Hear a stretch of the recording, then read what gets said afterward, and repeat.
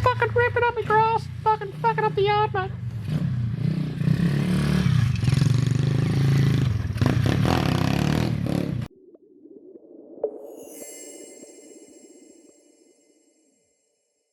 Is it a fisheye or No.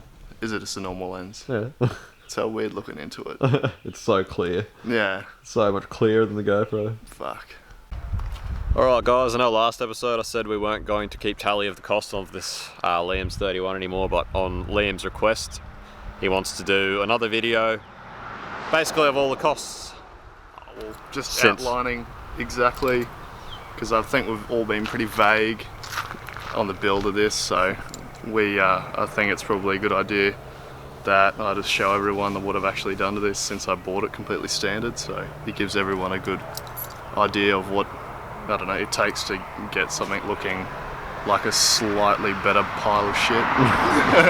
So anyway, Liam's going to take us through the 31 basically from start to finish in one episode that's going to try and make a lot of sense. Yeah. As opposed to the last ones. I think it's definitely going to make more sense than the last ones. So, this is a 1990 R31 Nissan Skyline. I bought it completely stock from some kid, as you all know, for a large amount of money, $500. Completely standard. All the bushings were fucked, basically. The suspension was fucked in the front. It was auto. I think the first thing I did, I don't know, was manual converted, I suppose. It wasn't even registered then. That's the engine bay, completely standard RB30E, except for some pacemaker extractors that I got off a mate. D2 front coilovers, thanks to Max. They're fantastic. The old ones. That's me. That's it. The old ones were ISCs and they were blown as hell, like straight after the first skid control. The wheels, I've got, pretty sure the fronts are 16 by 8s. I don't know what the offset is, but they're all running 10mm spaces. And yeah, did I already say they work E-wings? No. So yeah, 16 by 8s in the front, 16 by 8.5s in the back. Changed the door handles to chrome. These are from a Passage, but you get them from a TI or whatever. And then also got the chrome under window trims because on the Executives they come completely black for whatever reason. Completely standard, pretty much. Executive interior, which is blue, but I've got a pair of silhouette seats in the front. I've got grey GXE door cards, another chrome door handle from the Passage that I got the exterior ones from, just a cheap GK Tech wheel which I got second hand, and the cheapest possible Defi gauge money can buy, and it's probably the poorest quality as well. That only cost me $40, so the back's just a TI seat, just for daily duties predominantly, just so they can fold down. I can fit more stuff in the boot, but they're kind of cool, I suppose. Driveline, what, VL turbo, manual gearbox. I can't remember what type of clutch it was, but it's some heavy duty thing with a standard flywheel. Polyurethane bushings everywhere except for the caster rods in the front because they're not too bad, and the steering rack, they're still standard ones and I think they're okay. Got a white line rear sway bar with poly mounts as well, thanks to Max. That's me. That's it. Unknown coilovers in the rear, mini spill standard diff, that chrome trim from a Silhouette, that sticker from eBay for $10. Front suspension and steering wheel wise, I've got full S13 Silvia front end, which is lower control arms, coilovers obviously, knuckles, brakes, discs, and all the turret ends and inner tie rods and everything that you need to run for the conversion.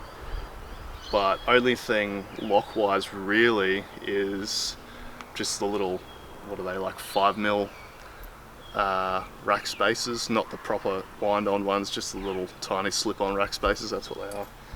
So it's got a little bit of lock, I don't think I need much more, but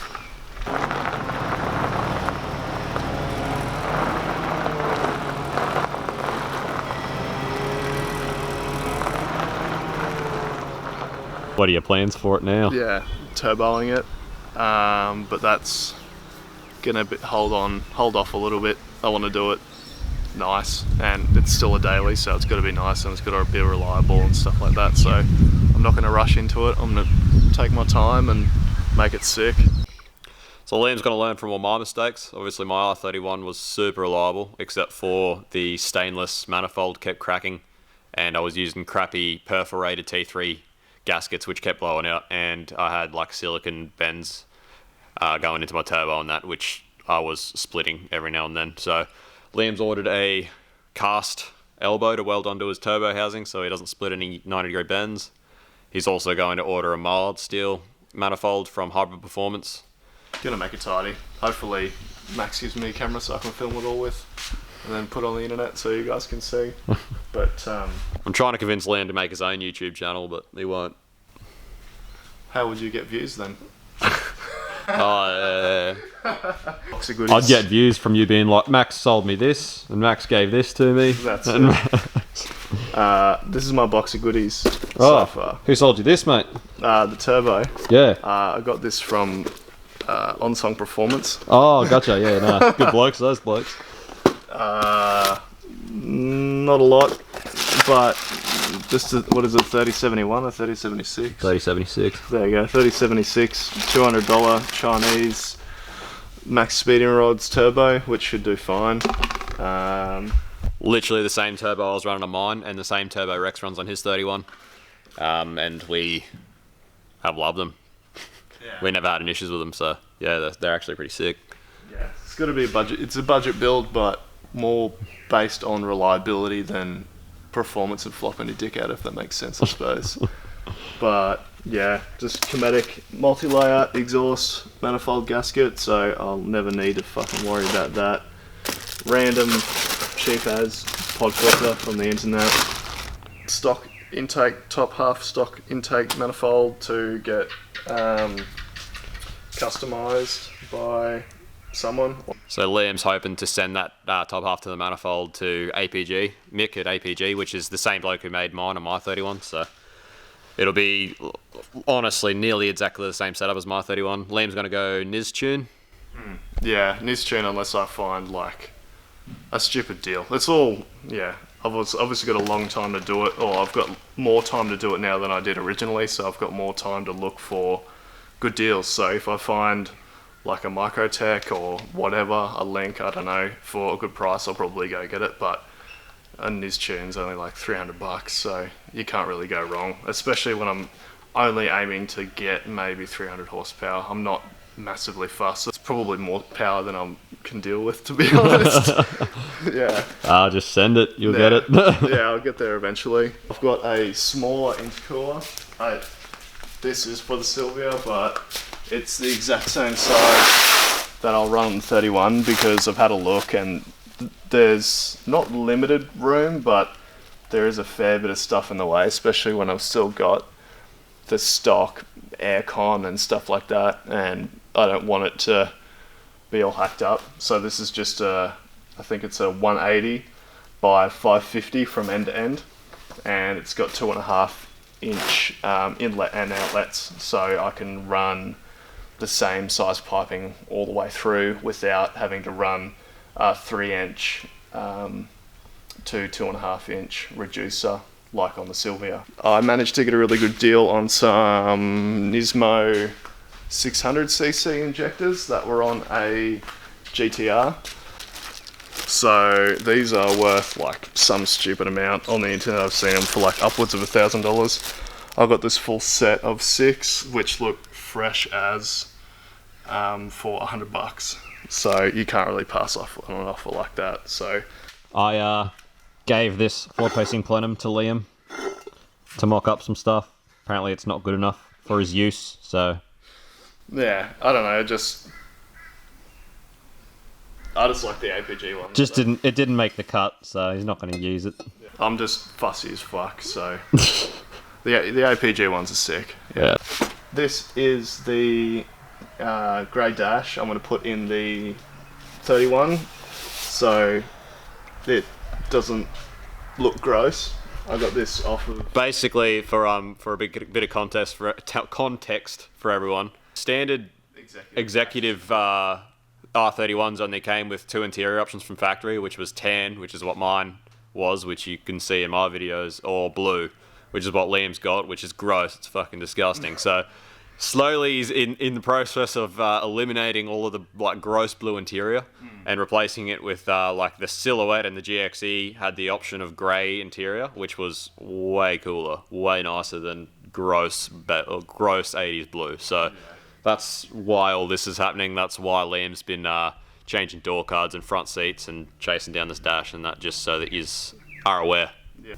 If you're near the Sunshine Coast, I want to buy grey 8-pillar trims, the trims behind the seatbelt, and the ones that run along the door sills under the door. They're the only 3 grey interior things I'm missing, but other than that, I've got everything else to change into it now. Like this dash that I got from Andrew. It's mint, it's from Silhouette. It's literally really clean. It doesn't have any of the cracking or anything like that, or it's fading. Or Alright, so as you would have seen from the last episode, as the Skyline sits with Roadie and Reggos just over $2,500, that was not accounting for all the changes of the interior and that sort of thing. But without Roadie and Reggo, it's around $2,000. As it is, it's basically you can go and skid it. So if you can pick up one cheap enough and do similar to what we did, you can get yourself to the track for around that number. Yeah. Even all the other stuff that I bought, and I'd still reckon I'm under 3. So basically, even as it sits at the moment with the change in the interior, making it prettying it up a bit, you know, putting chrome trims and all that sort of stuff on it, still around $3,000 on the road, which is basically the goal we set out to achieve, and Liam's done pretty well there. So Liam estimates that to turbo it's going to cost him around $1,500-ish. Definitely turbo 31 for that amount of money, but under $2,000 I reckon.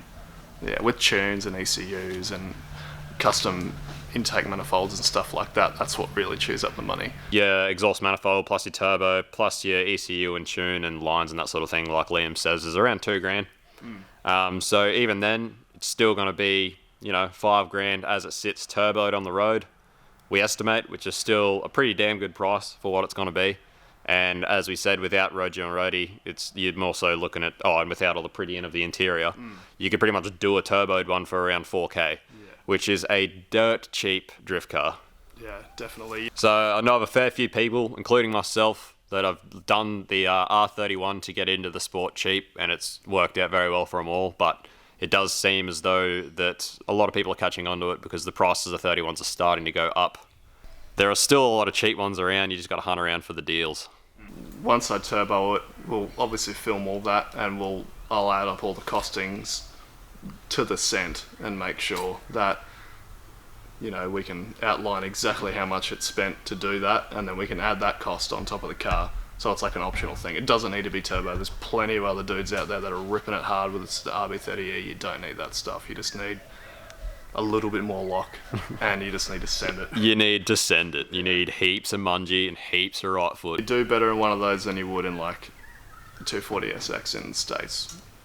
2.4 litre, 4-cylinder. It'd be way better with the RB30. Yeah, but you can't get an RB30 in the States. Exactly. Exactly right. We finally got something used. Actually, no, I shouldn't say that. The States actually didn't get anything good, really. Except The States missed out on just about everything. almost everything, but they got to capitalise because they drive on the left-hand side of a Supra, and that's where all the cold things are on the motor. Also, he's got the goddamn LM7 and LM4 and all those cool LS motors that Liam doesn't care about.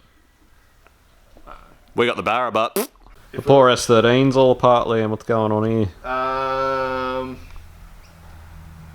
What's going on here?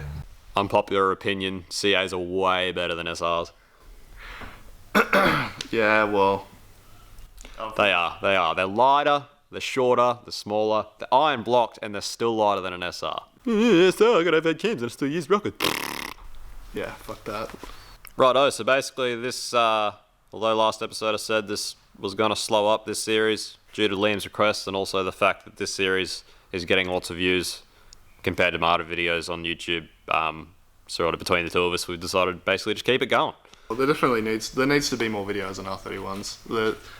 Yeah, that's just, there's a lack We're of... bringing R31s to the world, basically. I want to try and get. We got a few other mates around the coast that are bashing around in R31s that actually do some sick driving. So I definitely want to start getting onto them dudes a fair bit more and covering a fair bit more content on R31s. And yeah, keep it going. Liam's still going to be doing a lot of work to his, and obviously going to be learning how to drive still.